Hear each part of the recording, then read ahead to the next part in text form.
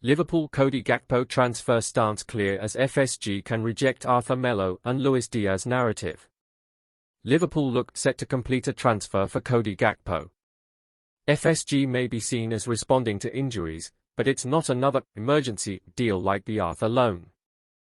On the face of it, it's easy to paint Liverpool's imminent signing of Cody Gakpo as a direct response to the injuries suffered by Luis Diaz and Diogo Jota.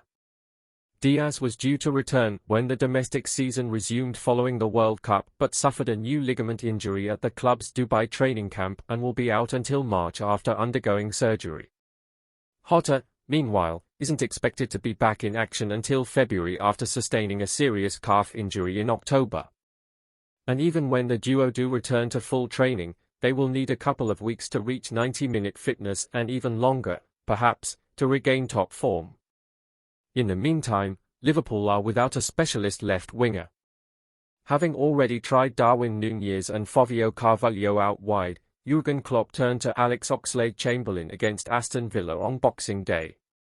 While each of the trio have had good moments in an unfamiliar position, they do have the look of square pegs in round holes. And for a team battling for a top-4 finish, a key target under the self-sustaining FSG model, and due to face reigning kings of Europe Real Madrid in the Champions League round of 16, makeshift solutions will not do. But Gakpo is no emergency signing in the mold of centre-back duo Ozan Kabak and Ben Davies in 2021, or, to a lesser extent, Arthur last summer. FSG are not reluctantly wading into the market, and forced by injuries. If Liverpool wanted a stopgap, they would have done another loan deal for an out-of-favour or lesser-known option. The player in question may then have returned to their parent club at the end of the season when Diaz and Jota were healthy and they were no longer needed. Gakpo should instead be seen as a long-term FSG signing brought forth by a short-term need. You don't pay up to £50 million, Euro 57M, $60M, for a 23-year-old to tide you over for a couple of months. The truth is that Liverpool needed another attacker even before Diaz and Jota suffered injuries.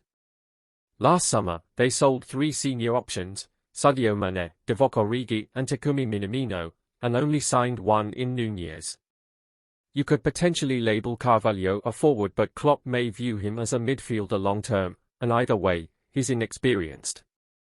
All it took was a couple of concurrent injuries, and the shortfall in Liverpool's depth at the top of the pitch was exposed.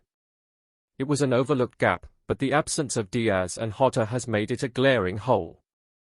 The Reds, as per David Lynch, intended to wait until the summer to make a move for Gakpo, but they brought that plan forward to ensure that they got the jump on their rivals and they addressed an urgent need. And so, alongside the 23-year-old Núñez, the 25-year-old Diaz and the 26-year-old Jota, another piece of the long-term puzzle is about to be put in place at Anfield. Gakpo will help Liverpool in their efforts to achieve their immediate ambition of qualifying for the Champions League, but he's been signed for a decade rather than just half a season. His arrival is far more in the mold of Diaz, the man for whom he is supposedly the emergency cover, than Arthur.